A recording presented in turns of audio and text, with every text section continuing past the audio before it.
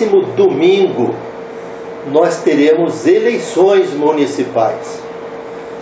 E vamos discutir essas eleições municipais. Estamos aqui recebendo os jornalistas Adilson Barbosa e Barbosa Filho, que não são parentes. Nós vamos conversar um pouquinho com os internautas sobre as eleições, sobre o que está acontecendo. Aconteceram coisas extraordinárias e que nós queremos comentar com os internautas. Barbosa Filho, o que é que você está vendo das próximas eleições? Qual é a sua impressão nesse momento? Bom, Celso Brum, meu querido Adilson Barbosa, é um prazer estar aqui na TV Diário Taubaté novamente. E eu estou vendo uma eleição muito curiosa, muito peculiar, né? Eu não me lembro de uma eleição em que a gente chegasse praticamente à véspera dela, da abertura das urnas, ainda em dúvidas sobre impugnação de um candidato a prefeito, né? Até de vereador eu já tinha visto, mas de prefeito, um candidato a prefeito, correndo risco de disputar uma eleição sub júdice e tal, eu nunca tinha visto isso. Eu acho que isso está realmente tornando o clima muito mais incerto, né? As pessoas, os próprios eleitores não sabem se vão poder ou não votar nesse ou naquele candidato, no candidato que até pouco tempo era o favorito, né? Então é uma reviravolta muito grande, realmente. Eu estou muito curioso sobre o andamento do processo eleitoral esse ano aqui em Taubaté. Adilson Barbosa, ontem os jornais publicaram o bloqueio dos bens de Ortiz Júnior e José Bernardo Ortiz. Os bens foram bloqueados ao alcance de 139 milhões de reais. Ou seja, há uma suspeita grave sobre as transações da Fundação para o Desenvolvimento da Educação, presidida pelo José Bernardo Ortiz. Eu queria saber o seguinte, o Adilson Barbosa, você acha que uma acusação dessa tão poderosa, se fosse contra qualquer candidato, ele estaria hoje com 0,5%. Mas o Bernardo Ortiz é uma pessoa que a palavra que ele mais usou durante a vida inteira dele foi honestidade. Então, para essa pessoa que mais usou a palavra honestidade, uma acusação deste teor, você acha que abala ou ele é imune a acusações? Não, abala. É evidente que abala, ninguém é imune a nada. Até eu e você, se receber uma acusação, Barbosa, assim, repentinamente, você assusta, chama atenção e aí vai. Tem até uma história que eu não vou contar aqui porque é mais longa, em que surgiu um problema comigo, era homônimo e me criou um problema danado, inclusive perante bancos. E no fim não tinha nada a ver comigo. Lógico, um advogado, tudo provado, resolvido, mas abalou, inclusive, pessoalmente abalou bastante. Eu acho que abala sim. Agora, é uma denúncia.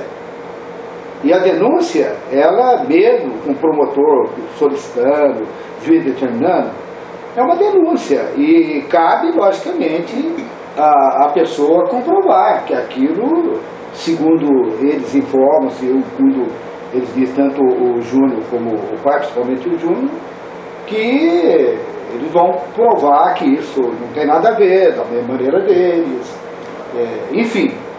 Mas sempre abala, sempre chama atenção. O que chama a atenção da gente também, até como eleitor, como acompanhando as políticas, e não é a primeira vez que isso acontece, não é aqui em Taubaté, eu me lembro de algumas outras oportunidades, não dessa maneira, mas mais ou menos parecida, bem na véspera de eleição, bem pertinho da eleição, acaba surgindo uma situação dessa. E eu me lembro que em outras oportunidades nós tivemos algumas coisas parecidas. Também recordo. Me permite uma parte? Não nesse ponto.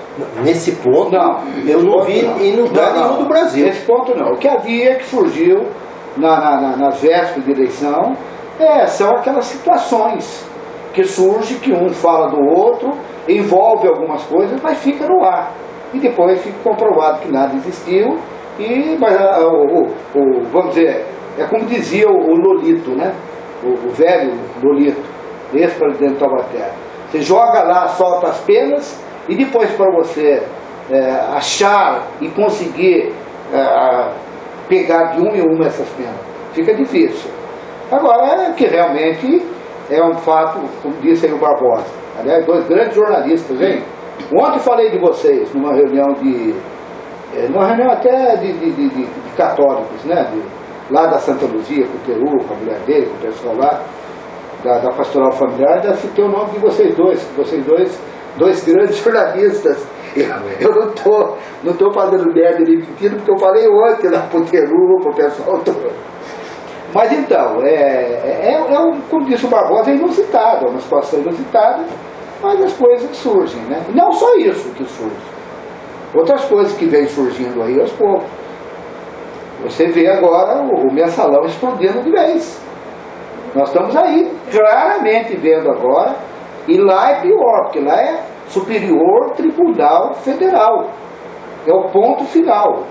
Um deles lá achou que vou reclamar, vou entrar com ação, com alguma coisa no internacional. Nem cabe para o internacional. Isso, na verdade, aquilo que já foi para a parte internacional, no fim não foi nem visto, nem ser dado um acompanhamento. Antes que o Barbosa, que vai fazer a pergunta para o Barbosa, eu pediria a Gláucia que me trouxesse aquela notícia do Estadão, que eu gostaria de conversar sobre ela. Mas, enquanto a Gláucia me traz a notícia do Estadão, que por enquanto é tirada da internet, eu queria que você comentasse, por favor, relativo aquilo que você vê na rua, ô Barbosa, aquilo que você assiste na rua, sobre a repercussão desse bloqueio dos bens, dessa acusação grave e do bloqueio dos bens. Eu gostaria que você nos dissesse o que você escuta nas ruas. Bom, Celso, antes eu queria dizer que eu discordo um pouquinho do querido Adilson Barbosa, porque sempre houve realmente, em todas as eleições que eu acompanhei, já são quase 40 anos acompanhando de perto, sempre houve realmente boatos de última hora, os famosos papeizinhos da meia-noite, né, que a cidade amanhecia panfletada com alguma denúncia falsa, geralmente contra o candidato em primeiro lugar, etc. Sempre houve isso. Desta vez é diferente. Não. Nem mais é apenas uma denúncia do Ministério Público da capital, que portanto não tem nada a ver conosco aqui, e jamais agiria por ingerência política de qualquer dos candidatos ou partidos. Isso aí é uma tese esdrúxula. O mesmo Ministério Público que pune gente do PSDB, do PT, do PL, de todos os partidos. O Ministério Público de São Paulo é exemplar no seu rigor. Pode pecar até por excesso, zelo, mas jamais por omissão ou por se submeter a forças políticas menores. Então, não é só isso, não é só mais a denúncia. O juiz da Vara da Fazenda aceitou a denúncia. E praticamente, é claro que eu não vou aqui discutir a situação em termos jurídicos, porque eu não tenho bagagem para isso, não tenho formação para isso. Mas em termos políticos, sim. Praticamente o juiz já puniu previamente os dois envolvidos, o senhor José Bernardo Ortiz e o seu filho Ortiz Júnior, ao fazer o quê? Bloquear seus bens. Eu me dei ao trabalho de ler 3 ou 4 vezes a sentença do meritíssimo juiz, Dr. Randolfo, e cada vez que eu leio eu fico mais impressionado com a coisa. Por exemplo, ele afirma lá, esse caso não é o único. Isso parece ser uma prática disseminada na FDE. Ou seja, outros processos virão. Outros processos virão.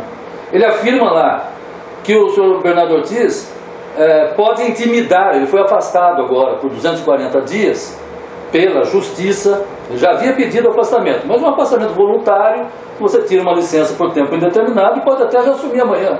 Poderia assumir segunda-feira, depois das eleições, porque no fundo a intenção dele era ficar em Taubaté fazendo boca de urna para o seu filho, todo mundo sabe disso.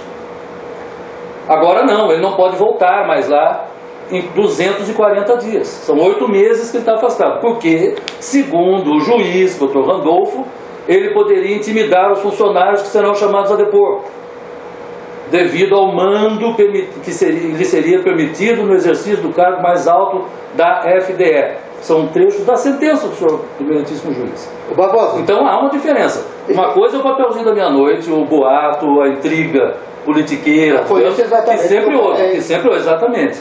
Dessa vez a coisa é muito mais grave. O senhor Juninho não tem que estar preocupado com voto. Ele está preocupado agora em ficar livre para poder se defender nos fóruns dos vários processos. Este que já está em andamento, e do qual já está previamente, liminarmente punido pelo bloqueio de seus bens, e os demais que virão, porque a própria sentença do juiz deixa perceber que há várias outras suspeitas de crimes assemelhados ou não assemelhados. Nós estamos encerrando já um pouquinho atrasado o primeiro bloco, mas o assunto é realmente palpitante. Nós não podemos esquecer que é um assunto muito palpitante e que acreditamos vai influir na votação de domingo. Encerramos o primeiro bloco e daqui a pouquinho os internautas vão começar a ver o segundo bloco com a continuação dessa discussão.